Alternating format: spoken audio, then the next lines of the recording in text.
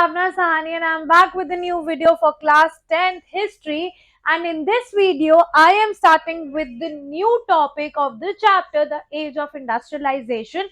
This is the topic 5. जिसने topic 1, 2, 3 and 4 नहीं देखा and जिसने उसके question answers नहीं देखे, kindly see the description box, उसमें link दिया गया है. So let's get started with this one.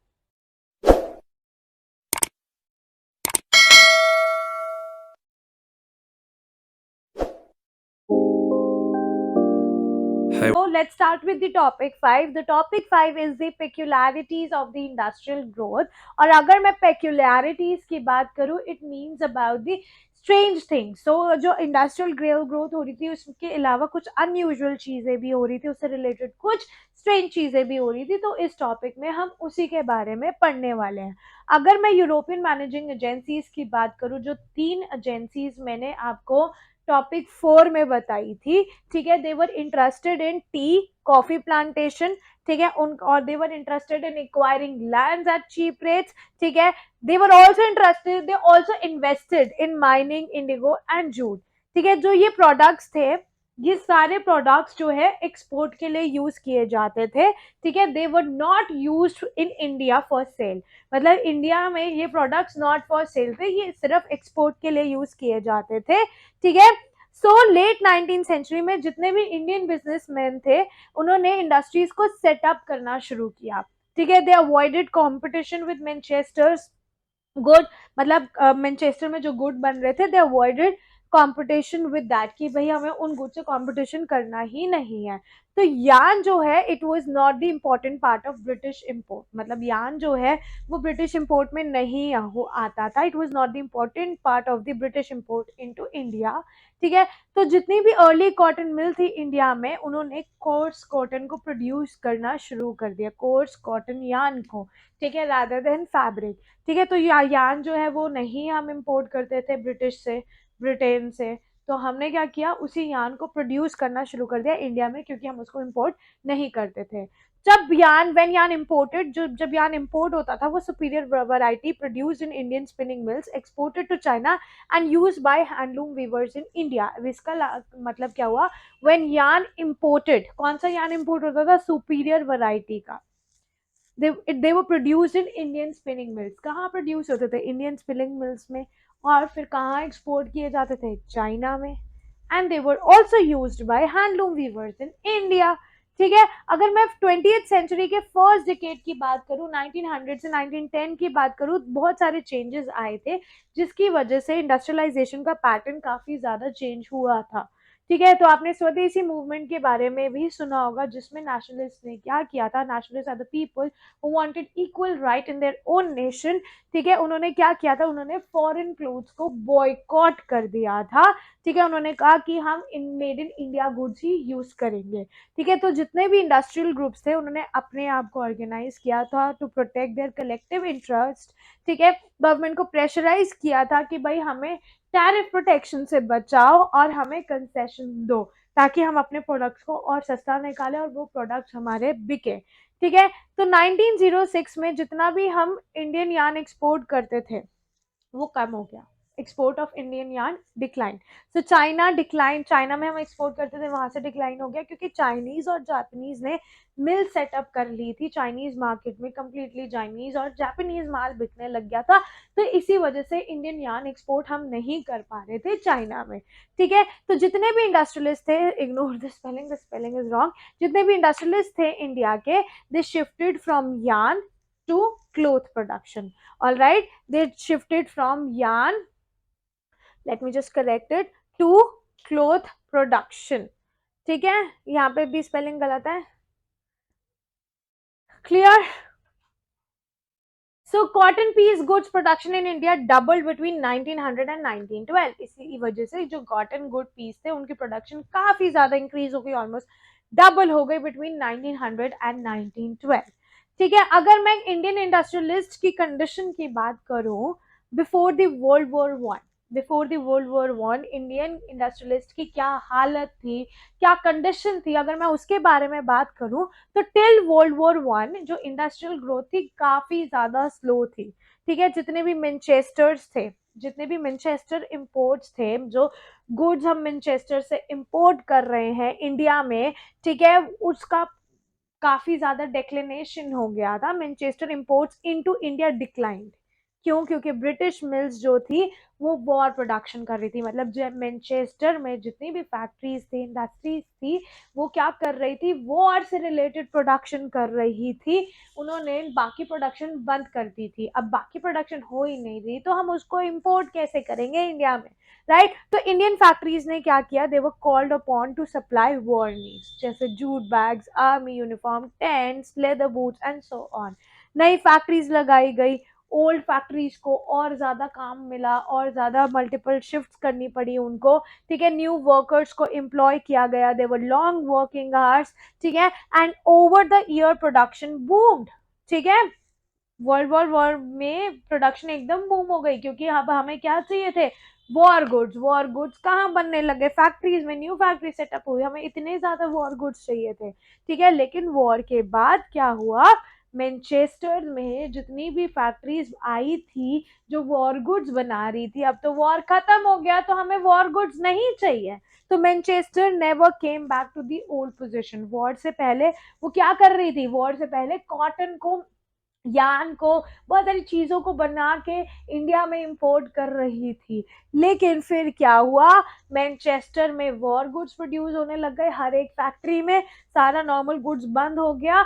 And फिर जब वॉर खत्म हुआ, अब हमें वॉर गुड्स नहीं चाहिए, तो मैनचेस्टर अपनी पुरानी पोजीशन में जिस तरीके से पहले एक्सपोर्ट करती थी वो नहीं कर पा रही, क्योंकि उस हिसाब की प्रोडक्शन हो ही नहीं पाई, ठीक है। Manchester unable to modernise and compete with US, Germany and Japan, ठीक है। तो मैनचेस्टर की जो इकोनॉमी थी वो कम्प्लीटली क्रम्बल हो गई, खत्म हो गई, ठीक है। कॉटन प्रोडक्शन कोलैप्स हो गई, export of cotton cloth from Britain collapse, क्योंकि प्रोड्यूस ही नहीं हो रही। Local industrialist in colonies consolidated their position, substituting foreign manufacturers, capturing home market, ठीक है। समझ आया? सो फॉरेन मैन्युफैक्चरर्स आए, क्योंकि जब कंट्री में ही प्रोडक्ट नहीं बन रहे तो हम बाहर की कंट्री से एक्सपोर्ट करेंगे।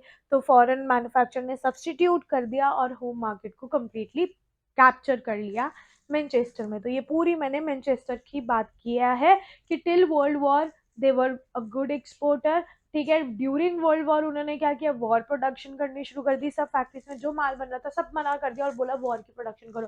न्यू फैक्ट्रीज आई, प्रोडक्शन सिर्फ वॉर की होती थी, प्रोडक्शन बूम भी हुई।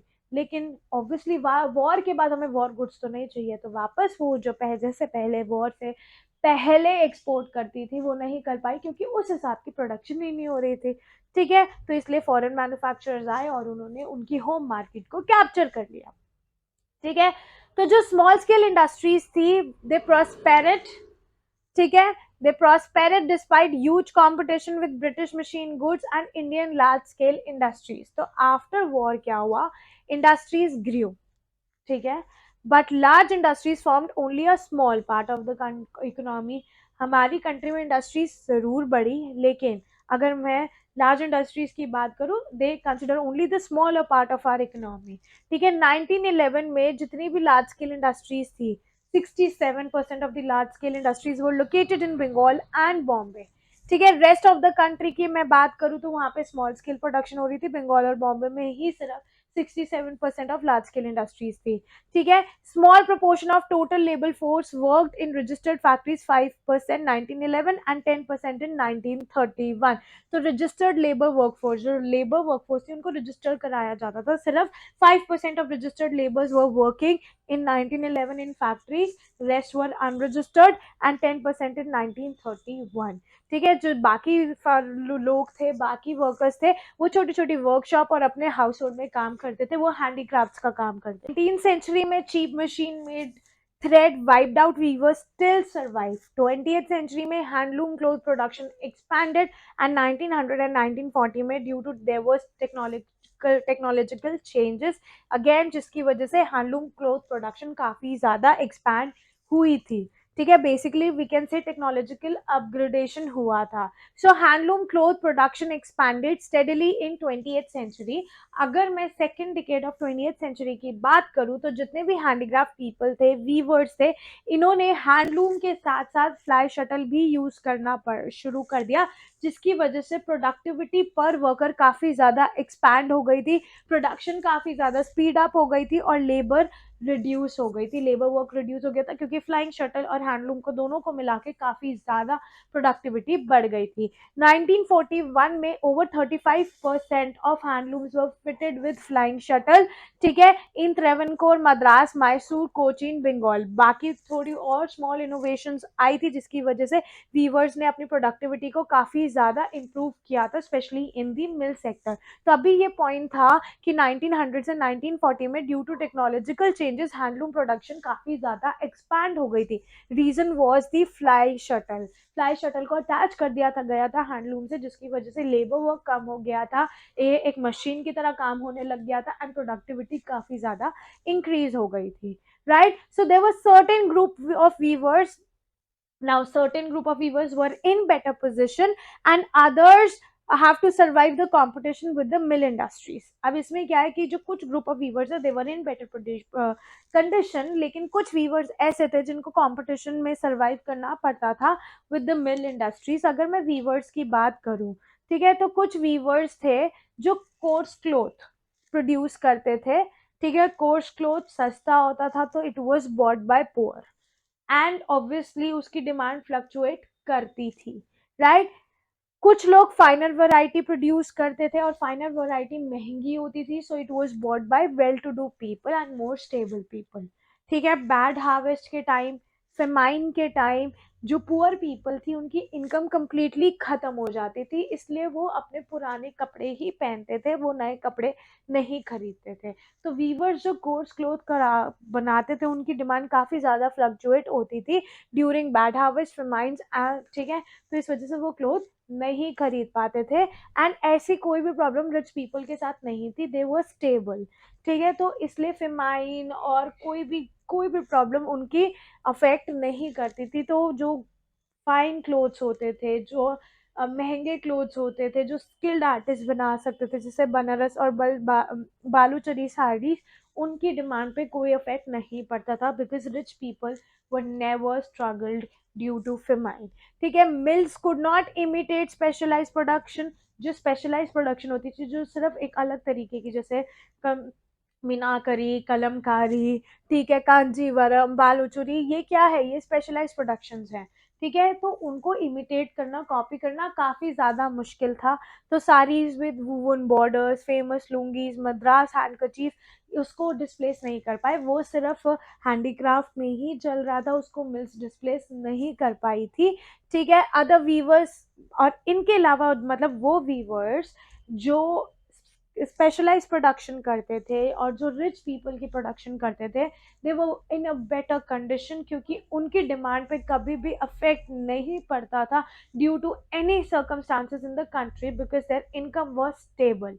लेकिन वो वीवर्स जो पुअर पीपल के लिए प्रोडक्शन करते थे, उनकी डिमांड पे इफेक्ट पड़ता था during the crisis in the country, क्योंकि उनकी इनकम, जो वीवर्स होते थे, जो पुअर पीपल होते थे, उनकी इनकम डिसअपियर हो जाती थी. ठीक है, समझ आया. So other weavers lived hard, long hours of work and all family members had to work. तो ये अदर वीवर्स में आ गए, the weavers who were producing for poor people. Right, so industrialisation, ये क्वेश्चन आता है, काफी ज्यादा इंपॉर्टेंट है. Industrialisation in India was a mixed blessing, comment on this. तो आपने इंडस्ट्रियलाइजेशन के पॉजिटिव एस्पेक्ट भी देखने हैं और नेगेटिव एस्पेक्ट भी देखने हैं. पॉजिटिव एस्पेक्ट में क्या आएगा, चीप गुड क्वालिटी प्रोडक्ट, सस्ते और अच्छे क्वालिटी के प्रोडक्ट बनते थे. न्यू एंटरप्रेन्योर्स ने फैक्ट्री सेटअप करी, मैनेजमेंट एक्सपीरियंस को गेन किया, न्यू जॉब्स आई लेबर के लिए, बहुत सारे लोग एग्रीकल्चर से इंडस्ट्री में शिफ्ट हुए. और यही हम अगर नेगेटिव एस्पेक्ट की बात करें, नेगेटिव एस्पेक्ट में आएगा सीजनैलिटी ऑफ वर्क. ठीक है, आर्टिसंस जो थे, they lost their means of survival. ठीक है, merchants and traders lost export market, they found it very difficult to survive. They resulted in mass migration from rural area to urban area in search of job, and इसकी वजह से जो urban slums थे वो over crowded हो जाते थे. All right, so that is it in topic 5. In the next video, I am coming up with the topic 6. जिस जिसने इस topic तक के question answers और इस topic तक का explanation नहीं देखा, kindly see the description box. The link is given in the description box. Moreover, if you have any doubt, you can comment. You can reach us out on Instagram, Facebook, or Telegram, or on the number which is given below. And if you are for more such video, do not forget to ring the bell icon and subscribe my channel. So I will be meeting you guys super soon in my next video. Bye bye everyone.